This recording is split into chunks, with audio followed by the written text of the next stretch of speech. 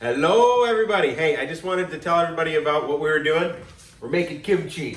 Kimchi is super good for you. It supports your immune system. It's fantastic for your gut health. It's full of vitamin C, so much vitamin C. There's probably not a lot of things that you could eat that would be better for you, especially with all the things going on right now. I've had a lot of people ask about it, so I just wanted to do a couple short videos to share how we make kimchi. We're also going to make a small batch of red sauerkraut for anybody that's not into the spicy stuff. So it's gonna be cool, but here's the ingredients, here's where we start. We'll see you on the next video. You will all note my lovely assistant chopping the red cabbage, looking all pretty. She's putting it in a very large pressure cooker or stock pot, or basically any big container will work. Just make sure it's not glass. I got a horror story about that. But we're just gonna chop all the red cabbage and throw it in the pot, and then I'm gonna start stomping it. Sour stomper. Solid piece of ash.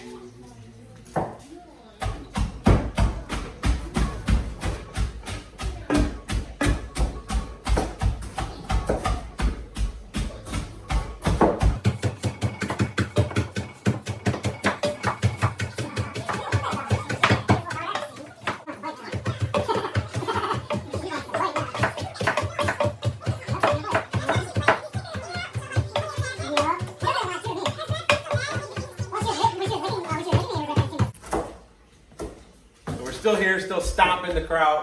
This is only 3 ingredients in this red sauerkraut. We've got red sauerkraut, Himalayan sea salt, and caraway seeds. The caraway seeds will keep the sauerkraut crunchy. Sola oak leaf will do the same thing as well, and it gives it a nice flavor. So I'm just going to stomp this and keep stomping it, and it's going to make a brine. And as the brine develops, it's a liquid. The brine will rise up over the top of the sauerkraut eventually, whereas I push down on it a little bit, there's enough liquid to cover the top of the kraut. That's what we're looking for. We're gonna put it in these crocks, and the crocks have weighted stones to hold the sauerkraut down and let the brine rise above it to prevent any molding. So here's the inside of the crock. I've put all the chopped red cabbage in the crock. It's all been salted right. It's got a nice salty flavor. Add a little caraway. Keep it crunchy. What I've done is put it all in, put the stones on top, and then push down so that the brine rises to the surface and covers all the sauerkraut. That's gonna prevent it from molding. It's gonna keep everything clean and make it nice and delicious. Now these crocks, I bought these on Amazon for, I don't know, 30 or 40 bucks a piece. I have some bigger ones as well. But these you fill this trough with water. And what that does is allows the gas to rise out of the kraut as it ferments. But it also prevents any molding issues as well. So it lets the gas out, but doesn't allow anything in. You just got to remember to keep the troughs full of water throughout the fermentation process. All right, so I wanted to go over the ingredients that we're going to be using to make our kimchi. I've got poblano peppers, serrano peppers, fresh ginger, cayenne pepper, crushed red pepper, Himalayan pink sea salt. Those are all going to be used to make the sauce for the kimchi. I'll show you how to do that. We've got fresh leeks, lots of fresh leeks. Oh, goodness. And a bunch of Napa cabbage. And that's all we need to make our kimchi. I do usually add a full tub of red miso to my kimchi. That adds koji cultures and improves the taste greatly, in my opinion, and adds another layer of diversity to the gut health benefits of the kimchi. But the conditions the way it are right now, I was unable to get any miso, so we'll make do. Here we are, stomping again. Same routine, we just put salt in to taste until it's good and salty, and I start developing a brine. Do not try to make your spicy sauce and put it in here and stomp it. Good way to go blind. It's gonna hurt, don't do that. The hot sauce is gonna go everywhere. But yeah, stomping it out. This is a lot easier to stomp than the red sauerkraut. The red sauerkraut is tougher and it takes longer to break down and release its brine. The Napa cabbage releases the brine a heck of a lot faster. It takes about a quarter of the time to stomp it, and to get the sauce on top as well and mixed in, so that makes more liquid. Start chopping and adding all the leeks. We're just chopping them whole and just cutting off just the end now. Note, wash your leeks really good because they're usually really dirty. You usually have a lot of clay and dirt in between the layers, so you kind of want to pull them apart rinse them real good before you put your leeks in so you don't wind up with gritty kimchi. Nothing worse than gritty kimchi. All right, so I'm getting ready to make the sauce for my kimchi. I've got my hot peppers all lined up, serranos, poblanos. I've got fresh ginger root. I've got cayenne pepper, red pepper. I'm not actually putting any more salt in because there's plenty of salt in our 2 containers with our brine. This one is pretty much stomped already. Let's see, I'll push down. You can see all the liquid rising up and bubbling up. That's my brine. This one needs to be stomped a little bit more still. I'm wearing gloves because I don't want to get hot peppers all over my hands. It's not good for romance. She gets mad. Anyway, we're making kimchi. We're gonna put everything in the blender here. We're gonna blend it all up. I'm gonna add a little bit of water to the peppers and the ginger until it gets to the consistency of a thick paste. I'm gonna take that paste and divide it evenly between my 2 containers here. And then we're gonna take that and put it in the pots, in the crocks, and let it ferment. We'll do another video about how to store it and how that all works in just a minute.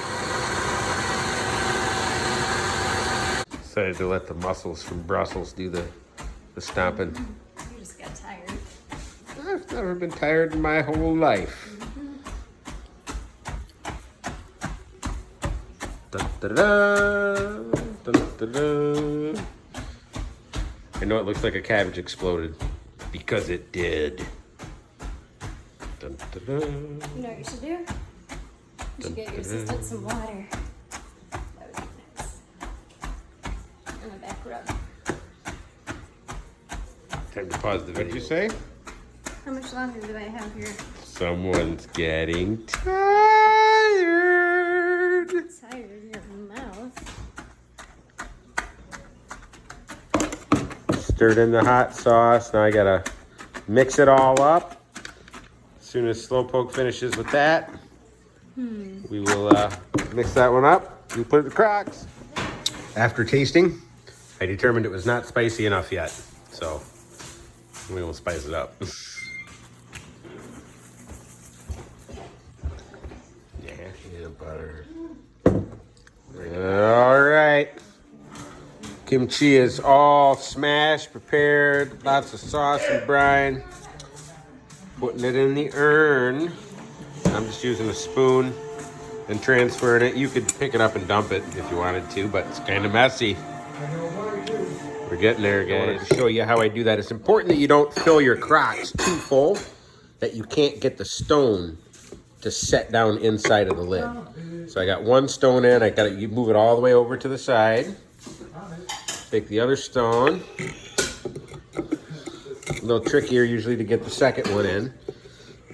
Push it down. See, now once I've got the stones in place, I'm gonna push down and apply pressure until the brine rises up over the top of the stones.